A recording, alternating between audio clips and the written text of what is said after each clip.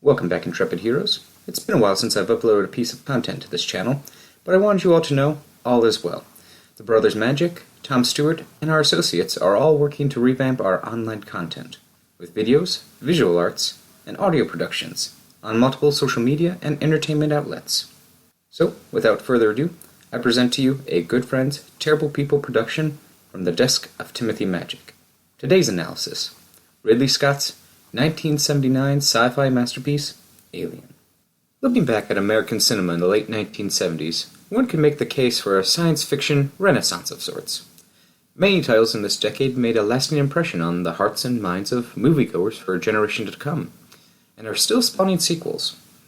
We have our giants such as Star Wars: A New Hope, Close Encounters of the Third Kind, Planet of the Apes, Star Trek: The Motion Picture. Heck, we even see James Bond join the space game in Moonraker. But one film that laid the tracks for a franchise and cemented itself in the psyches of millions of viewers around the world as a sci-fi horror benchmark for a new generation is none other than today's movie, Alien. Where so many of its contemporaries had dazzling effects, brilliant displays of otherworldly planets and technology, drawing from scientific theories of the day or borrowing from a few pages of a fantasy genre, Alien takes a different route. It's easy to just label it as a campy creature feature and state-of-the-art cameras and jump cuts, but it's much more than that. As an audience, we are not taken on a run-of-the-mill spacefaring adventure where we're journeying to parts unknown, seeking out adventures with a clean and stoic crew. Honestly, the crew for the Nostromo is far more in line with a blue-collar mining background than a Starfleet or a NASA team. But it's not to say they're any less of our protagonists than anyone else. In this universe, space may no longer be the final frontier, but that doesn't stop our crew from doing the right thing. They look into the, now we know as fake, disaster call. Upon returning from the away mission, Dallas refuses to abandon Kane. They may not be pioneers, but they're still good people, and we care about them. The film takes its time for us to get to know the men and women on board. We see them work together, relax and dine together, crack jokes, and share smokes. We are even introduced to them all at once, in the cryosleep chamber.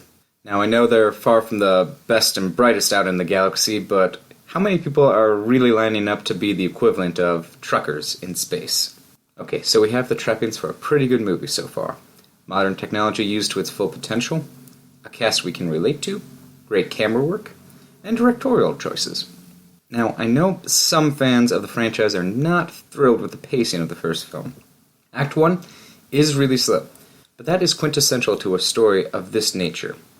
If the crew woke up to the creature already on the ship, it would be old and boring. It'd be a flash in the pan. You get old fast. We need to establish the Nostromo as the crew's home away from home. We need to develop empathy for Ripley and the other characters. We need to know that the stakes are high, and that the fear is legitimate, that there's tension in the air. Movies of this era are blessed with some truly iconic moments. Luke destroying the Death Star, George Taylor coming across the Statue of Liberty. And remember what it was like seeing Kane convulse and struggle, as this new creature bursts from his body, traumatizing his crew and leaving audiences speechless at what just happened. In the decades to come, all those scenes from above would be copied, recreated, and even parodied. Alien is filled with moments like this to this day that still keep me on the edge of my seat. Even though I've seen it plenty of times, I know exactly what will come next. I can still feel my heart pumping when Kane stumbles upon the eggs for the first time, when Dallas is in the air ducts, when Ripley is the sole human survivor left and attempting to escape. I often wonder why I still feel tension when I'm watching these movies again. Like I said, I know how it all ends. I understand it's fiction, and the monster is just a man in a rubber suit and a black leotard. But still to this day, no other movie monster sticks with me like this one. Not the Raptors, not the Predator, heck, not even the Thing from The Thing. Though that creature does blow the lid off when it comes to American body horror films. A discussion for a later episode. I like to think that the creature unnerves me so because its presence can be felt throughout the second half of the film, but never truly known until it's all too late. Of course, let's not forget the twisted yet brilliant vision of H.R. Giger, who is, in my opinion, the shaper of nightmares. But back to the soul monster on the Nostromo. It has invaded your ship. It has invaded your shipmates. You are not safe. You cannot rest. You do not know if you'll live to tell others about this. In the end, Ripley is out of option. She needs to flee. Her entire crew is gone. She needs to abandon her livelihood and hopefully escape in one piece. Now, if Alien had not launched at this point a very successful franchise, I would be quite content with the film being a standalone project.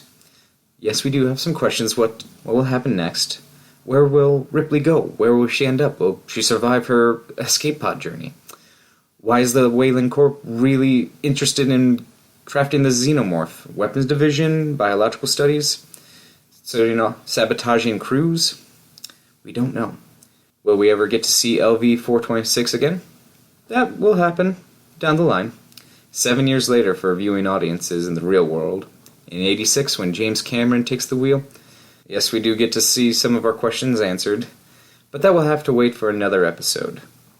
Be sure to subscribe for more content on the way, like our social media pages, check out our official website at magikratradio.com, and hey, take care of yourself and others, intrepid heroes. You stay strong. This has been Timothy Majik, your wizard at large, and thanks for tuning in.